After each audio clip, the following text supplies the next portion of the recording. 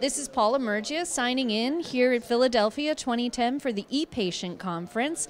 And next to me is a presenter for the Games for Health track who presented on rehabilitation and using gamings for connecting patients in that context. Please introduce yourself. Hi, Paula. My name is Sam Yohannan. I'm a physical therapist, but I also do research on the burn unit at York-Presbyterian Weill Cornell Medical Center. Now, I saw your presentation probably earlier in its development last year when we were at Hunter College. And one of the questions I have, given that I usually go to these presentations and it's in a Games for Health context, so you usually have game developers and you have clinical researchers. But here at the ePatient Conference, we have a new audience and we have pharmaceutical marketers. And I'm really wondering, you as a presenter, in your preparation to present your demo and your research, what key takeaways were you hoping that the pharma folks would be able to latch on to?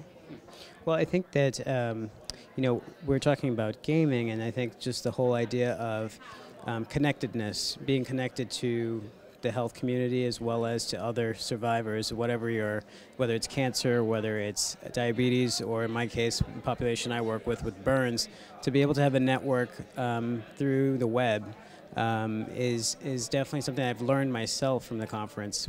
For what I would offer to this community is just the needs of creating technology that would limit the use of medications, perhaps, in terms of distraction, virtual reality. There's plenty of published research out there specifically for burns that shows that if you can distract them, then perhaps their pain goes down. And if you can have an alternative or an adjunct to decrease the level of pain medication, that might have huge implications to this setting.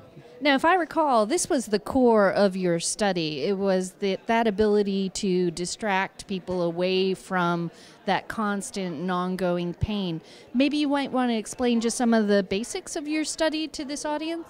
So we don't think of virtual reality or video gaming as a way to replace traditional therapy, but we do feel strongly that it could be a useful adjunct to traditional techniques.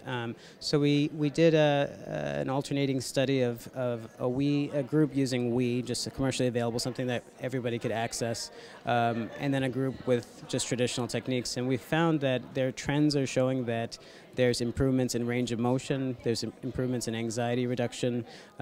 Pain is probably the biggest indicator, as the closest to significance with this pilot study. So we'd like to build on that and look into ways of alternate pain management.